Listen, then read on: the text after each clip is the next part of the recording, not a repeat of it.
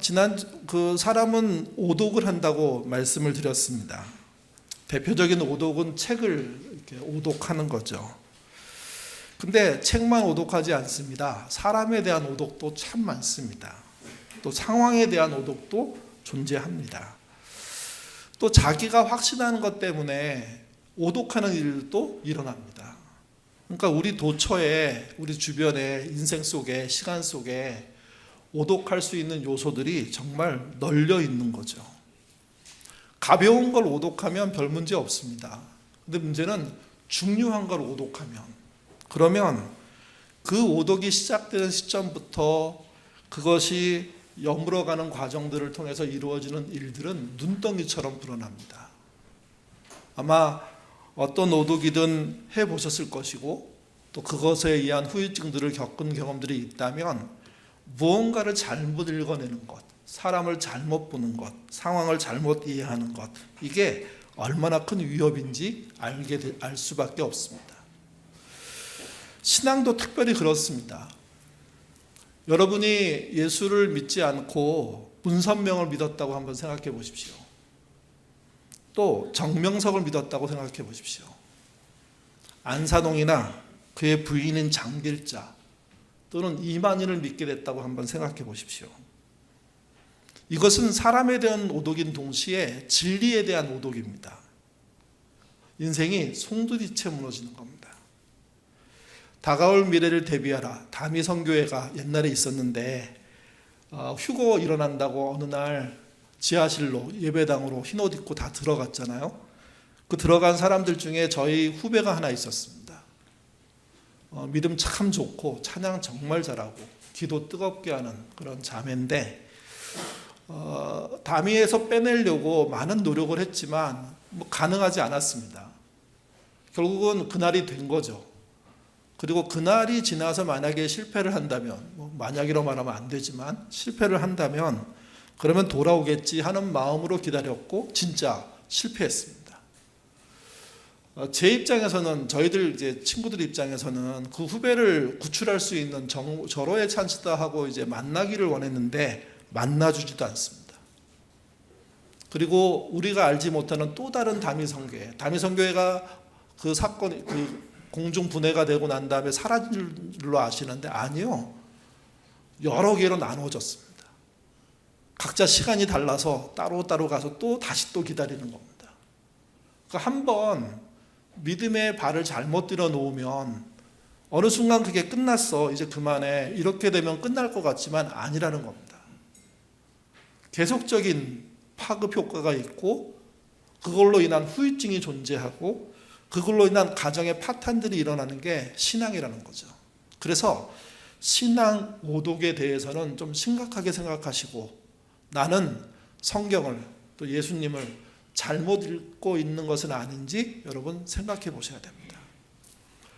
한국교회가 가장 크게 성경을 오독한 거, 이건 이단 얘기가 아닙니다. 한국교회입니다. 한국교회가 가장 크게 성경을 오독한 게 무엇일까? 그게 이원론입니다. 철학적으로는 플라톤주의라고 얘기하는데, 플라톤은 세상을 선과 악으로 봤습니다. 근데 그 선이라는 게 영적인 겁니다. 물질이 아닌 영의 세계만 선으로 봤고, 물질인 또는 육체가 속해 있는 것은 악으로 본 거죠. 근데 사람이라는 존재가 육신으로 존재하지 않습니까? 그리고 안에 영이 있다고 믿지 않습니까?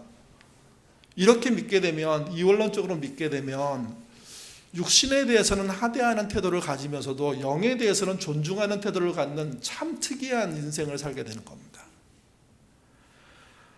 그리고 그들의 목표는 그겁니다. 빨리 육신에서 탈출해서 영원한 하나님 나라에 들어가는 쪽으로 가고 싶다. 그러니까 천국을 소망하는 삶, 그런 얘기를 할 수밖에 없는 거죠. 그들은 어떻게 하면 천국에 갈까? 여기에 초점이 꽂힙니다. 저희 어렸을 때 불렀던 노래 중에 죄 많은 이 세상은 내 집안이네 라는 찬양이 있었습니다. 그 찬양 한 구절 한 구절은 천국 소망으로 가득 차 있습니다. 근데 이 노래의 시작이 죄 많은 세상이고 이 세상은 내 집안이네, 빨리 탈출해서 천국에 가야지 하는 내용으로 채워져 있는 겁니다. 그 천국은 영혼만 가는 천국입니다. 육체의 부활은 불필요합니다. 결국 그들의 신앙이란 조체는 지금 살아있는 데서는 희망이 없고 죽어서 영으로 가는, 그래서 공중에 둥둥 떠다니는 그런 어떤 세상을 그리며 인생을 사는 거죠. 그게 이원론이고 그게 플라톤적인 신앙입니다. 그에 비해서 성경적인 이야기는 좀 다릅니다. 하나님이 선한 창조를 하신 겁니다. 근데 사람이 죄를 지었고, 그래서 죄가 세상에 들어왔고, 그래서 전반적인 타락의 양상들이 나타난 거죠. 타락한 세상을 향한 하나님의 뜻은 망가진, 타락한, 무너진 창조 세계를 회복하시는 겁니다. 그래서 회복의 방법들을 여러 방식으로 제시하는데 잘 안 됩니다. 한 민족을 지정해서도 시작하시는데 잘 안 됩니다. 그분은 결국은 하나님 나라가 이 땅에 오게 하겠다는 일념으로 지속적으로 역사 안에서 일하시는데 그게 번번이 실패하죠. 그래서 보낸 분이 누구냐? 예수 그리스도, 당신의 아들입니다. 그분이 오셔서 십자가를 지시고 모든 죄를 짊어지고 대속의 은혜를 스스로 감당하시고, 그리고 부활하심으로 이게 실패가 아니었다는 것을 세상에 드러냈죠. 그리고 그 부활이 끝이 아니라 그분이 승천하시고 하나님의 보좌에 앉으셔서 세상을 통치하시는 것으로 이어집니다. 그리고 마지막으로 그분이 재림하심으로 세상을 회복하겠다는 이야기를 하는 것, 그게 성경적인 복음입니다. 그러니까 이 복음의 이야기를 하고자 오셨는데 우리가 이원론적으로 세상을 보고 성경을 이해하면 길이 달라지는 겁니다. 이게 좀 어려운 문제이긴 하지만 신앙의 끝이 달라질 수도 있지 않을까 하는 걱정을 하는 분들도 꽤 있습니다. 그런 말이 있습니다. 생각보다 적은 숫자가 구원받을지도 모른다. 왜? 구원의 내용, 그 길의 내용이 달랐기 때문에. 언론 보도에 나오는 특검을 받는 목사님들 이야기를 이렇게 뒤를 돌아서 듣게 됩니다. 그분들이 오랫동안 자기의 종교적인 힘을 가지고 또 자기 교인들과 자기 지역에 있는 교인들의 그런 그 교인이면서 정치인인 사람들, 경제에 있는 사람들의 힘을 이용해서 살았던 내용들을 이렇게 이게 들통이 나게 되지 않았습니까? 근데 그들은 아니라고 하지만 내막적으로는 오래된 사실입니다. 오랫동안 그들을 취재한 분이 그들은 목사니까, 그들은 장로니까 다를 거라고 생각하고 대화하다가 깜짝깜짝 놀라는 경험들을 했다고 고백하는 걸 들었습니다. 이건 성경이 말하는 이야기하고 너무 동떨어졌는데, 관련이 없어 보이는데, 그러면서 자기 안에 이런 생각이 들더래요. 저 목사님이 예수를 안 믿는구나. 자기는 교회를 다니지도 않고 예수에 대해서 잘 모르지만 상식적으로 아는 교회, 예수에 대한 내용을 가지고만 봐도 저 유명한 목사님이 예수를 안 믿는 게 확실하다는 거죠. 그래서 어느 날부터 그가 교계에 대한 취재를 하고 끝내면서 농담처럼 목사님 예수 믿으세요. 그리고 나왔답니다. 장로님 제발 예수 믿으세요. 그러고 나왔답니다. 이원론적인 신앙이 신앙으로 따지면 신앙이라고 말할 수 있지만 과정과 결과로 따지면 신앙일까 하는 의문이 드는 겁니다. 왜? 육은 마음대로 살아도 되고 영은 구원받을 수 있게 살아야 한다는 참 희한한 생각을 하기 때문이라는 거죠. 성경을 오독한 결과이고 오독한 성경을 전파해서 그걸 고지고대로 믿는 결과라고밖에 볼 수가 없습니다. 오독하지 않으려면 여러분 어떻게 해야 합니까? 성경 전체를 직접 읽으셔야 됩니다. 연세가 드시면 눈이 침침하고 보기 참 힘들어지죠. 그래서 한번 읽기가 쉽지 않습니다. 근데 방법이 없습니다. 성경은 직접 읽는 방법하고는 길이 없는 겁니다. 성경의 주인공은 예수님이십니다. 근데 예수님의 이야기만 있지 않습니다. 예수님이 전하신 복음 8가지 중요하다고 앞에서도 강조하고 뒤에서도 강조할 건데, 그것 말고 성경에는요 더 많은 이야기들이 들어 있습니다. 특별히 구약 성경 이야기를 잘 읽지 못하면 신약을 읽을 수가 없습니다. 구약의 배경이 있어야 신약의 이야기도 수용할 수 있게 되고 구체적으로 이해할 수 있기 때문에 그렇습니다.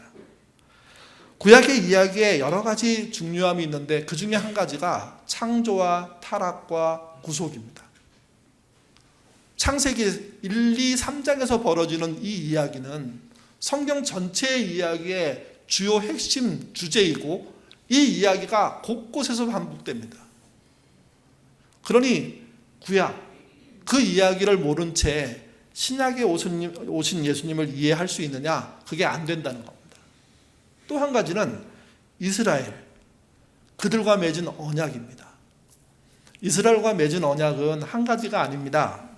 하나님이 사람들마다, 믿음의 조상들마다 한 명 한 명에게 언약을 따로따로 맺으셨기 때문에, 그리고 그 언약들은 발전하고 진화하기 때문에 그 내용들을 꾸준히 읽으면서 하나님이 어떤 방식으로 사람을 사랑하고 어떤 방식으로 죄를 이기려고 하시고 어떤 방식으로 문제를 풀어가시는지를 알아야지만 예수님이 오셔서 한 행동이 더 구체적으로 이해가 되는 거죠. 그리고 그 이야기의 핵심은 하나님이 어떻게 세상을 다스리려고 하느냐 하는 겁니다. 하나님이 대한민국에 살고 있는 정성규라는 정말 알려지지 않은 존재를 어떻게 구원하느냐가 아니라 어떻게 이 세상을 다스리려고 하느냐는 거죠. 그리고 그 안에 개별적인 구원에 대한 통로들이 열려 있는 겁니다. 이원론적인 신앙을 갖고 있는 분들은 오직 이 땅에서는 마음대로 요령껏 잘 살다가 천국에 가서 큰 자리 얻겠다는 마음으로 덤벼드는데 그런 식으로는 구약 성경도 통과하지 못합니다. 신약 성경의 이야기에 더 갈 방법이 없는 거죠. 그렇기 때문에 성경은 직접 읽으셔야 됩니다. 그게 안 된다면 도움을 받아 읽으셔야 됩니다. 전체가 안 된다면 한 권을 이해 가능하도록 반복적으로 읽을 필요가 있습니다. 그것도 안 된다면 여러분 창피한 거 아닌데요. 어린이 성경 읽으셔도 됩니다. 성경을 읽는 것 말고는 오독을 극복할 방법이 없다는 거죠. 또 한 가지는 교리 또는 선입견에서 벗어나야 됩니다. 왜 한국교회 초창기부터 최근까지 상당수의 많은 사람들이 기독교의 핵심을 천국 가는 거라고 생각했을까요? 그것은 가르침 때문입니다. 천국을 보장하는 복음 전파는 아주 효과적이었습니다. 근데 천국을 전파하고 그 다음에 어떻게 해야 천국의 삶이 되는지에 대한 자세한 설명들을 얘기해 줬어야 되는데 오직 피곤한 인생에서 천국을 향해서 가는 소망이 있다는 것만 얘기했기 때문에 선입견의 폭이 두텁습니다. 이 선입견들이 지속적으로 반복되면서 공부를 한 사람이든 하지 않은 사람이든 남자든 여자든 어른이든 어린아이든 비슷한 식의 사고방식을 하게끔 만들어버려가지고 아무리 신앙생활을 오래 해도요 악의 신앙에서 못 벗어나는 겁니다. 천국만 가겠다는 소망 안에서만 생기는 거죠. 근데 천국만 가겠다는 이 선입견적인 신앙이 뭘 만들어내냐면 내가 중요하다는 의식을 만들어냅니다. 자기가 우상이 되는 겁니다. 자기 구원만 중요하게 생각하는 겁니다. 그리고 자기가 구원받기 위해서 수단 방법 가리지 않고 자기의 삶들을 살아내는 것을 잘 포장하는 것을 믿음이 있다고 얘기하는 식에 능통하게 되는 거죠. 이 선입견이 무섭습니다. 고쳐지지 않습니다. 웬만한 회개로 안 바뀝니다. 그렇기 때문에 처음부터 잘 들여놔야 되고 그렇지 못했다면 고치는데 많은 시간이 필요한 겁니다. 저희 교회에서 잘 안 부르고 다른 교회에서 많이 불렀던 찬양이 있는데요. 몇 곡이 됩니다. 그 중에 한 곡이 당신은 사랑받기 위해 태어난 사람이라는 찬양입니다. 최근 10년 동안 이 찬양 부른 거 들어보셨습니까? 이 찬양 세상에서도 유명한 노래입니다. 노래를 부르면 저도요 나름 기뻐지고 소망이 생기고 위로가 됩니다. 근데 이런 식의 찬양에 깊게 빠져들면 자기 말고는 안 보이는 형태가 됩니다. 나도 소중하니까 우리 최 집사님도 우리 권사님도 소중해 이렇게 넘어가야 되는데 그게 아니고 나만 소중하다는 식으로 그런 편견을 갖는 선입견을 갖는 신앙이 되는 거죠. 그 선입견이 뭔지를 찾아야 됩니다. 아마 최근에 여러분에게 선입견을 만드는 어떤 사람과 또는 어떤 유튜브가 있을 수 있습니다. 그가 끊임없이 무언가를 비판하고 무언가를 나쁘게 보게 만들고 있다면 정신 차리고 그 이면을 보시는 노력과 수고를 하셔야 그들이 만드는 그 유튜브가 만드는 선입견에서 벗어날 수 있는 거죠. 성경도 똑같습니다. 나만 천국 간다는 이 선입견이 버려져야 됩니다. 그리고 진정으로 하나님이 왕이신가 하는 확인 작업으로 가야 합니다. 그리고 나가 아니라 우리 모두가 그분의 백성으로 살 수 있는 길들에 대한 이야기로 확장돼야 되는 겁니다. 복음의 핵심은 예수님이 왕으로 즉위했다는 겁니다. 십자가와 부활을 넘어서 즉위하신 예수님, 그분의 통치를 받는 자의 삶, 그게 신앙의 내용입니다. 예수님이 진정한 왕이시라면 우리는 진정한 왕을 섬기는 백성이 되는 거죠. 보통 하나님의 왕이 됐다는 이야기, 예수님이 왕이 됐다는 이야기는 예수님이 부활 승천하시고 난 다음에 됐을 일이라고 다 알고 계실 겁니다. 실제 성경도 그렇게 기록하고 있죠. 근데 여러분, 예수님이 부활 승천하셔서 하나님 보좌 우편에 앉아서 세상을 통치하시는 왕으로 즉위했다는 그 이야기가 이루어지기 이전에 이미 구약이든 신약이든 곳곳에 예수가 메시아가 왕으로 가고 있다는 이야기를 설명해 놓았습니다. 특별히 신약으로 가면 예수님이 오시는 시점부터 돌아가시는 시점까지 여러 군데서 다양한 모습 속에서 예수가 왕이고 그 왕으로 가고 있다는 이야기를 하고 있는 게 드러납니다. 그 첫 번째가 동방의 박사들입니다. 같이 보시죠. 마태복음 2장 1절에서 2절입니다. 읽겠습니다. 헤롯 왕 때에 예수께서 유다 베들레헴에 나심에 동방으로부터 박사들이 예루살렘에 이르러 말하되 유대인의 왕으로 나신 이가 어디 계시냐? 우리가 동방에서 그의 별을 보고 그에게 경배하러 왔노라 하니. 이 말이 전달될 당시에 유대 사회 속에서는 성경의 전문가나 학적인 전문가나 신앙의 깊이가 있는 분들이 한두 명이 있는 게 아니었습니다. 근데 동방의 박사가 와서 유대인의 왕을 찾는 그 순간까지 그런 왕이 세상에 태어날까라고 생각한 사람들은 거의 없었습니다. 특별히 왕궁과 성전에는 특별히 없었습니다. 그래서 소동이 일어난 겁니다. 유대인의 왕이 태어난다고 하는데, 그것도 이방인이 와서 태어난다고 하는데 그게 어디서 태어나느냐 하는 거죠. 동방의 박사들이 유대인의 왕을 찾아가는 동안, 그래서 가서 만나고 경배할 때 동일한 시간대에 들판에서 그 양을 치는 목자들이, 무명의 목자들이죠, 경배하기 위해서 그 마국간을 찾아옵니다. 또 정결례를 치르기 위해서 성전에 들어갔을 때 성전에는 연세가 90, 80 된 아주 어르신 두 명이 예수님이 오시는 것을 기다리고 있었습니다. 물론 그들은 예수님이 온다고는 생각 못했습니다. 하나님이 보내신 그분이 올 거라는 소망 속에 날마다 성전을 방문하면서 언제 오나 대망하며 기다렸던 두 분이 계셨던 거죠. 그들은 어떤 사인도 없이 단 한 번에 알아봤습니다. 그리고 그들이 이렇게 얘기합니다. 나에게 주었던 이 책임을 이제 놓게 하시니 감사하다고. 또 십자가 옆에서는 못 박힌 강도 한 명이 예수를 왕으로 고백하고 그분의 나라에 자기를 데려가 달라고 요청하는 이야기가 나옵니다. 또 십자가형을 집행했던 백부장은 왕이라고는 표현하지 않았지만 그분은 진실로 하나님의 아들이십니다 하는 고백들을 하죠.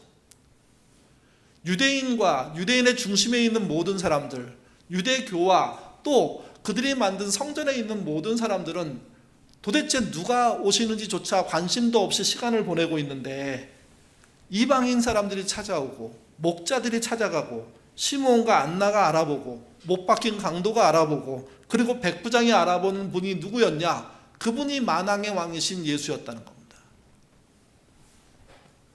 왕께 경배한다는 의미의 표현들이 한두 번 나오는 게 아니라 5, 6, 7번 이상 나옵니다. 그러니까 성경은 예수님이 승천하셔서 왕위에 올랐다는 이야기가 완성되는 그 대목이 아닌 그 전에 이미 예수님의 공생에 관련된, 탄생과 관련된, 돌아가시는 그 시점까지 여러 곳에서 왕 되신 그분에 대한 이야기를 하고 있었고, 성경을 주의 깊게 읽는 사람들은 왜 이런 얘기가 반복되지? 이렇게 집중할 수 있을 만큼의 이야기라는 겁니다. 근데 그 이야기를 읽는 분들이 나는 천국 가야 돼, 이것만 읽고 있는 거죠. 그게 선입견이고 그게 오독입니다. 오독을 푸는 방법은 성경을 읽음으로 푼다는 이야기가 그래서 필요한 겁니다. 왕으로 보고 있는 새로운 시선들이, 내가 모르는 시선들이 이 성경에 등장할 때 그 시선들을 인정해 줌으로 내 오독을 깨부수는 그런 작업이 일어나지 않으면 누군가 가르쳐줘도 잘 믿겨지지가 않습니다. 두 번째는요, 예루살렘 성 입성에서도 나타납니다. 예루살렘 성문은 8개랍니다. 예수님이 6월절 그 마지막 주간에 예루살렘 성에 들어가시는데, 그때는 예수님 말고 또 다른 행렬 하나가 예루살렘 성 안으로 들어왔습니다. 6월절은 전국에서 유대인들이 모이고 또 전 세계에서 유대인들이 모이니까 굉장히 많은 사람이 모일 것이고, 그때 정부에 대해서, 나라에 대해서, 노마에 대해서 나쁜 생각을, 다른 생각을 갖고 있는 사람들이 소요를 일으킬 가능성이 있습니다. 그래서 감시하고 유사시에 공권력을 행사하기 위해서 모든 사람들이 보도록 뭘 하냐면 노마군이 입성을 합니다. 증원군을 보내는 거죠. 그때 총독이 제일 앞에 서고, 그리고 그 뒤에 창과 칼로, 그리고 전투마로, 그리고 전차로 무장한 병력들이 들어오는 겁니다. 이 행사는 그렇게 놀라운 일들이 많지 않은 그런 예루살렘 성에 놀라운 정말 볼거리가 되고, 그곳에 사람들이 어마어마하게 몰려듭니다. 물론 반대도 하고 그 다음에 우려도 하는 바가 있지만, 그러나 어쨌든 그곳에는 그 동네의 유력한 자들이, 정치인들이, 심지어 제사장들이, 관료들이 줄줄이 나와서 그 대열의 좋은 면을 보여주기 위해서, 그 대열에 자기도 참여했다는 인사하기 위해서 몰려드는 겁니다. 그 문은 서쪽에 있는 문이었고요, 보통 욥바의 문이라고 불리는 문입니다. 그곳에 노마의 병력들이 화려하게, 위험있게 정치적인 능력을 가지고 들어오는 거죠. 근데 예수님의 입성은 반대편 동쪽에서 이루어졌습니다. 황금문이라고 불리기도 하고요, 자비의 문이라고 불리기도 합니다. 예수님은 나귀를 타셨습니다. 나귀를 타고 들어가는데 주변 사람들이 갑자기 의외의 반응들을 합니다.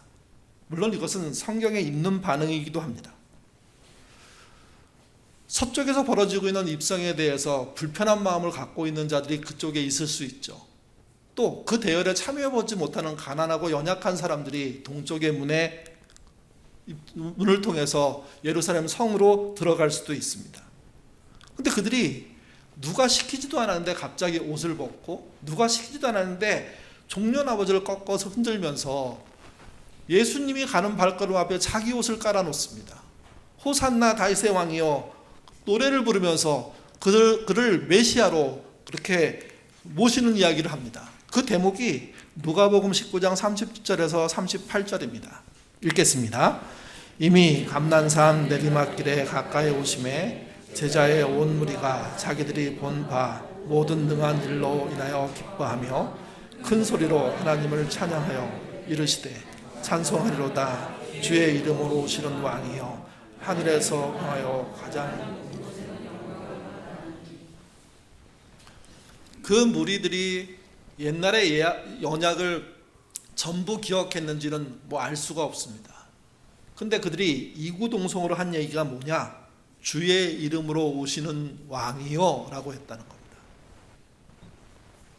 다시 말씀드려서 예수님의 왕되심은 그분이 보좌에 앉았을 그 시점부터 시작된 게 아니라 이미 예고된 일이었고, 어떤 현상을 보고 어떤 사람들은 그게 예고된 이야기의 완성이구나 하고 알아볼 수 있게 진행되고 있었다는 겁니다. 물론 그들 모두가 끝까지 예수님을 편들고 예수님과 함께 하지 않았습니다. 예수님께 돌을 던지는 모습으로 변질된 사람들도 수없이 많겠죠. 근데 보통의 군중들이 알아볼 수 있는 왕으로 오신 분이 누구냐? 예수님이라는 겁니다. 세 번째는 재판 과정에서 나타납니다. 빌라도에 의해서 드러나는데요. 빌라도는 재판이 진행되면서 예수님이 죄 없다는 것을 알았습니다. 근데 유대인들이 압박하니까 예수를 십자가에 내어주면서 자기는 손을 씻었습니다. 그 과정에서 그가 뼈있게 한 행동이 몇 개 있는데 그 중에 하나가 예수님 십자가 위에 죄패를 붙였습니다. 예수는 나사렛 사람이고 유대인의 왕이다. 그 표지판을 붙이자 주변에서 난리가 나죠. 같이 보시죠. 요한복음 19장 19절에서 22절입니다. 읽겠습니다. 빌라도가 패를 써서 십자가에 붙이니 나사렛 예수 유대인의 왕이라 기록되었을 때 유대인의 대제사장들이 빌라도에게 이르되 유대인의 왕이라 쓰지 말고 자칭 유대인의 왕이라 쓰라 하니 빌라도가 대답하되 내가 쓸 것을 썼다. 예수님의 가장 반대편에 있을 것 같은 빌라도인데 막판에 유대인의 왕 예수라고 쓰면서 반대하는 모든 사람들을 향해서 뭐라고 얘기하냐면 내가 쓸 것을 썼다. 내가 본 것을 썼다는 겁니다. 내가 아는 것을 썼다는 겁니다. 내가 이 사건 전체를 이해하고 지금 쓰고 있다. 이런 거죠. 이런 말도 됩니다. 3자 입장에서 보니 예수님은 확실하게 유대인의 왕이다. 이 어처구니 없는 대답을 누가 했냐? 빌라도 총독이 한 겁니다. 19장에 이 얘기를 했는데 사실은 18장에서도 또 이전에 이미 이런 일이 있었습니다. 재판을 진행되고 나서 신문할 때 빌라도가 직접 묻습니다. 18장 37절 말씀 같이 읽겠습니다. 빌라도가 이르되 그러면 내가 왕이 아니냐? 예수께서 대답하시되 내 말과 같이 내가 왕이니라.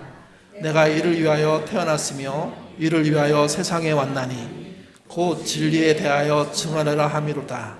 무릇 진리에 속한 자는 내 이름을. 빌라도는 직접 물었습니다. 유대인의 왕이냐? 내가 왕이다. 네 말이 맞다. 하는 이야기를 예수님께로부터 들었고 그 말이 길지 않은 말이었는데 그것이 남다른 말이라는 걸 알아들은 겁니다. 무릇 진리에 속한 자는 내 음성을 듣느니라. 예수님이 하신 말씀입니다. 이 말은 이런 말입니다. 조금이라도 진리, 그러니까 유대교가 말했던 진리에 관심을 갖고 있었다면 예수님이 왕이었다는 것을 알 수밖에 없었다. 그런 뜻입니다. 그만큼 주님은 당신이 왕이란 증거를 줄줄 흘리고 다니신 겁니다. 사방에 말씀하고 다니신 겁니다. 선포하고 다니신 겁니다. 그리고 그것이 드러날 때마다 아직은 때가 아니니까 남들에게 전하지 말라 하는 말로 조절하셨습니다. 근데 그 말은 흘러넘쳐서 왕 되신 그분에 대한 이야기가 퍼져나가고 그걸 우려한 자들이 그 왕을 죽이지 않으면 자기가 죽을 거라는 위협을 느끼면서 결국 예수님은 십자가에 못 박혀 죽이는 그런 사건을 벌린 겁니다. 왕 되는 이야기는 다시 말씀드리지만 돌아가시고 승천하셔서 왕자에 앉으신 다음에 든 얘기가 아니라 신약 성경 사방에 널려 있는 이야기입니다. 그러니 신약 성경을 읽으면서 천국 가는 이야기가 아니구나, 이게 왕 되시는 이야기구나, 왕 되시는 이야기를 미리 아셨구나, 당신만 한 게 아니라 주변 사람도 알고 있구나. 어떻게 동시다발적으로 한 자리에 있는 사람들이 유대인의 왕이요 호산나 다윗의 가족이요 그렇게 말을 하냐?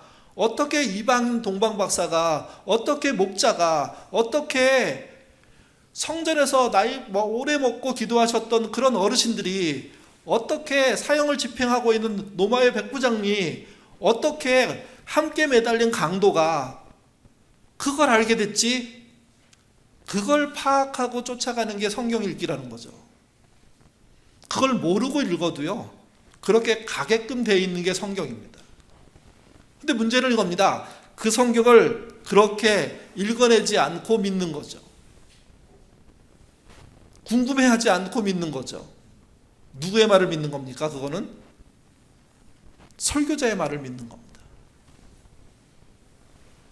설교자의 말이 어쩌면 가장 오독을 만들어내는 말일 수도 있습니다. 성경을 못 보게 할 수도 있습니다. 제가 설교자인데 이렇게 말할 줄은 몰랐네요. 근데 그렇습니다. 사랑을 제일 오해시키는 사람이 아들 입장에서는 아버지라며요. 근데 아버지가 아들을 사랑하지 않냐? 아니에요. 근데 사랑을 표현하는 방법이 꼭 그 모양이에요. 애가 싫어하는 모양. 그대로 접근해서 아이가 화낼 정도의 사랑을 보여줘요. 그러니 아이는 화를 내고 반응을 다 했다고 끝을 내는 거죠. 우리 아버지는 나를 사랑하지 않아. 나중에 본인이 어른이 돼서, 아버지가 돼서, 나이 들어서 똑같이 자기 아버지가 했던 사랑의 표현들을 하고 있는 걸 보면서 깨닫겠죠. 저도 그렇습니다. 오독은 성경을 직접 읽어가는 방식으로 푸셔야 됩니다. 목사의 이야기를 믿는 방식으로 풀면 오히려 갇힙니다. 정성규라는 사람은 정성규의 오독을 갖고 있기 때문에 그 오독을 여러분이 물려받는 겁니다. 정성규가 오독을 갖고 있어도 여러분이 성경을 읽어가시면서 이게 그런 뜻은 아닐 수도 있겠다 하면서 오독을 깨는 것, 그게 성경을 제대로 읽는 것이고 믿음이 크는 겁니다. 특별히 그 믿음 속에 왕 대신 하나님이 구약부터 신약까지 어떤 일을 하셨는지를 살펴본 그 즐거움 속에 빠지는 게 성경 읽기라는 거죠. 성경은요, 과학교과서가 아닙니다. 근데 과학적인 이야기가 없는 건 아니죠. 있지만 과학교과서로 쓸 수 없습니다. 성경은 의학 관련된 책이 아닙니다. 치료의 역사가 나오고 이적도 나오잖아요. 병 치료하는 기가 막힌 방식들이. 근데 그걸 표준화시킬 수 없고 전수시킬 수 없고 사용할 수 없습니다. 성경은요, 철학교과서가 아닙니다. 근데 철학적인 중요한 문제들, 사람이 누구며 인생은 어떻게 살며 하는 놀라운 토론거리들이 즐비하게 깔려있는 게 그게 성경입니다. 근데 철학책, 철학교과서로 쓰기에는 어려운 겁니다. 그렇다면 성경은 어떤 목적으로 쓰였습니까? 하나님이 누구신지를 알려주기 위해서 쓰인 겁니다. 어떻게 세상이 창조되었는지를 말씀하고 싶어서 쓰인 겁니다. 무엇 때문에 세상이 타락했는지를 알려주려고 하는 겁니다. 하나님이 그 타락한 세상을 어떻게 회복하기 위해서 어떤 노력과 수고와 어떤 시간을 들여서 애쓰고 계신지를 알려주는 겁니다.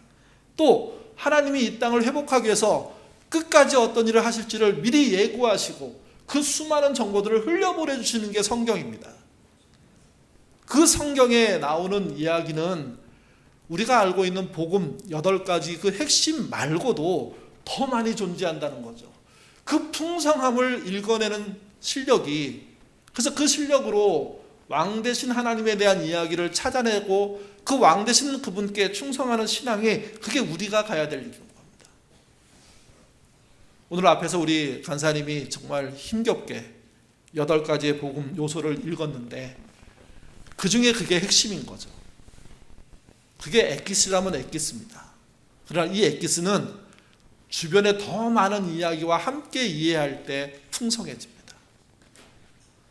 우리 신간사님 고생하셨으니까 우리도 한번 읽죠. 다 읽자는 얘기는 아니고요. 8개 같이 한번 천천히 읽어보겠습니다. 첫째, 하나님 아버지, 다시 읽겠습니다. 첫째, 아버지 하나님과 함께 선제하셨고 다윗의 약속을 성취하셨고 구약 성서대로 죄를 대속하기에 죽으셨고 장사되셨고 구약 성경대로 사흘째 되는 날 부활하셨고 많은 이들에게 나타나셨고 주님으로서 하나님의 우편에 앉아 계셨고 심판자로서 다시 오십니다. 이 중에 이 이야기의 핵심은 7번째입니다.